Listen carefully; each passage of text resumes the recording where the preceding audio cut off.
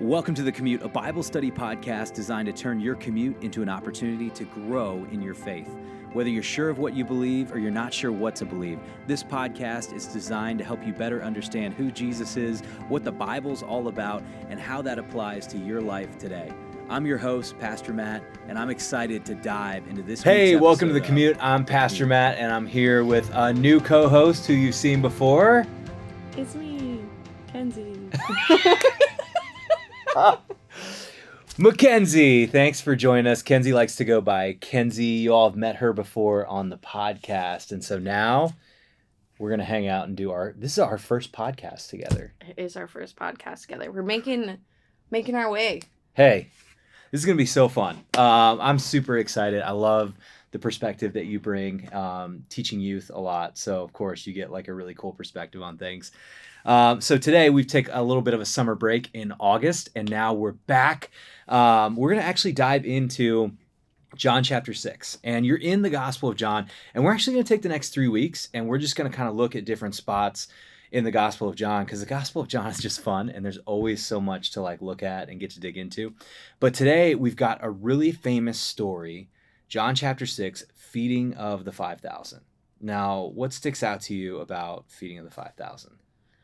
Well, I just think it's super interesting because this is just the beginning of John 6, and this is when they have the 5 loaves and the 2 fish, and I just think that's so, like, automatically that's a miracle to feed 5,000 people with such a little amount.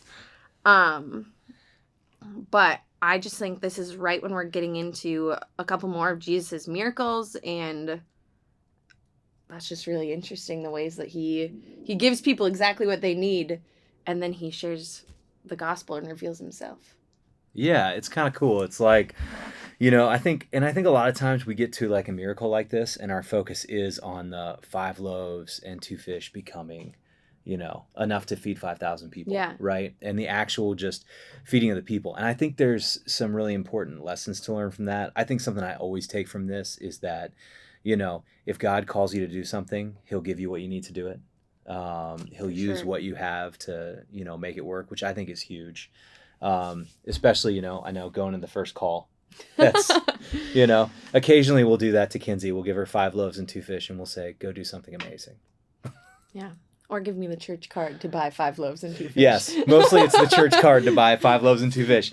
No, but what I think is so cool about that is, it is God doing this great miracle, and there's definitely an importance in, the physical nature of that miracle. The fact that Jesus is coming along to really take care of a tangible need. And when Jesus takes care of that tangible need, people, they sit up and they take notice. Yeah, but absolutely. It's also not just about the tangible need. And I think there's a lot to learn when you're reading John chapter 6, when you move on past the miracle of the feeding of the 5,000. And you go into this statement, this I am statement, where Jesus says what? He says, I am the bread of life. I am the bread of life. Now, there's a lot of I am statements in John. And every time Jesus does an I am statement, he's trying to tell you something about who he is, his character, what he does. And it's really interesting how, I am the bread of life comes right after this miracle. It's for obvious reasons, right? The people come out, they find him. Jesus just leaves, walks on water. That's kind of a cool one, right? And then all of a sudden he's somewhere else. Well, the crowd comes finding him and they're searching for him. And Jesus points out the motivation of their heart. And I love what he points out. He's like, you're just looking for me because you ate and you had your fill. And he says this, truly, truly, I say to you, you're seeking to me not because you saw signs, but because you ate your fill of the loaves. Do not labor for food that perishes, but for food that endures to eternal life, which the Son of Man will give you. For on him, God the Father has set his seal. And I think there's something kind of fundamentally important in this. And I don't know if you do this, but I know sometimes we can kind of like go to God when we have a need. Oh God, I need this. And we're looking for that miracle. We're looking for God to do a miracle to essentially take care of that one need that we've got right in front of us. And it's like when God takes care of it, we're like, oh God, you're great, you're good, right? But how often do you see people that they're like, oh, well, God didn't answer this prayer. God didn't do it this way. And I think what's interesting in this is seeing Jesus' motivation. His desire in giving them the bread was to point them to something that was bigger than bread. something that was going to move on and extend and go on beyond just the simple miracle kind of before them. But I don't know about you. Sometimes in my prayer life, that's what I do. It's like hey, help me out with this thing. Oh, it's so easy to like, especially when you're so reliant on like an outcome, or you have this mentality of like, my life would be better if only this one thing happened. I feel like personally, a lot of times my prayer is just like, I don't know what I need, but like step into this space with me, because I mean, just relinquishing all power of like, I'm walking into the things that I know I need to do. I know I'm at work at 9. Just help me with whatever that looks like today. Yeah, and I think that's an important thing. And I'm glad you brought that up, because here would be the problem. Somebody might leave this and go, okay, I'm never supposed to pray for the things I need. No, that's not what I'm saying at all, right? I think being able to come into a workday or something like that with that humble posture and say, okay, Lord, everything I need, you provide, is a good thing. Even Jesus says in the Lord's Prayer, what? Give us this day our daily bread, right? Mm-hmm. Like, lean into God for everything you need in that day. But I think what Jesus is pointing out here in the I am the bread and the life is when that, like Kinsey's prayer, turns into Jesus as genie in the bottle.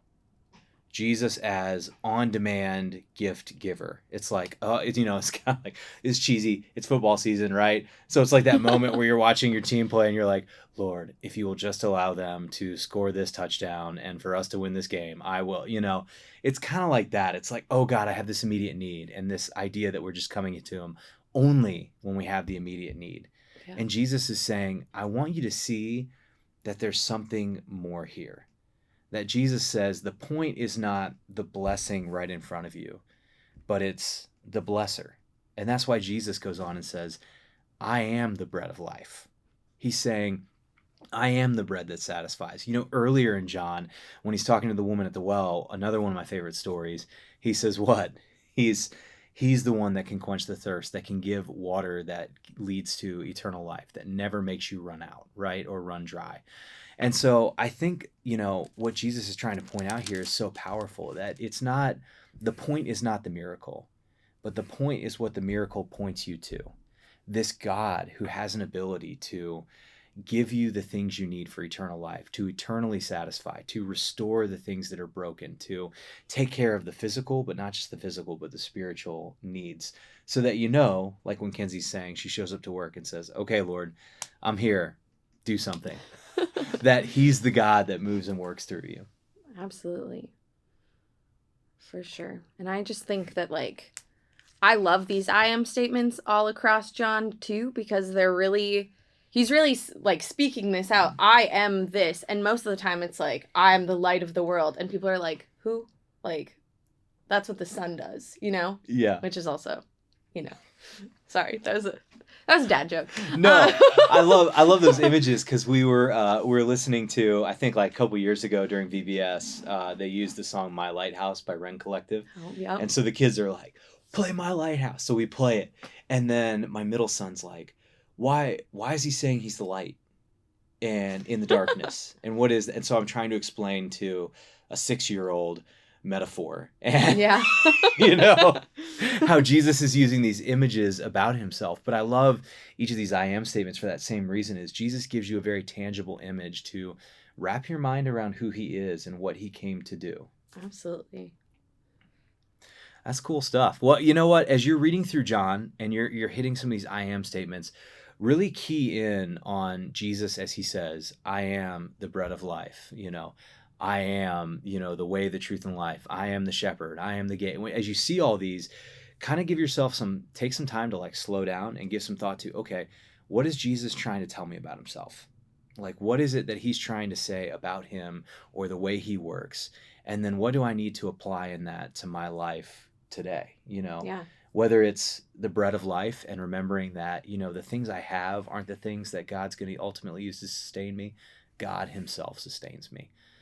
So there's different things like that you'll pick up. So as you're reading through some of these, check some of those out this week. And what we'll do is you're digging into John, digging into Revelation, keep digging through that reading, and then we're going to come back next week and we're going to talk more John as we look at what is considered a linchpin moment in the Gospel of John.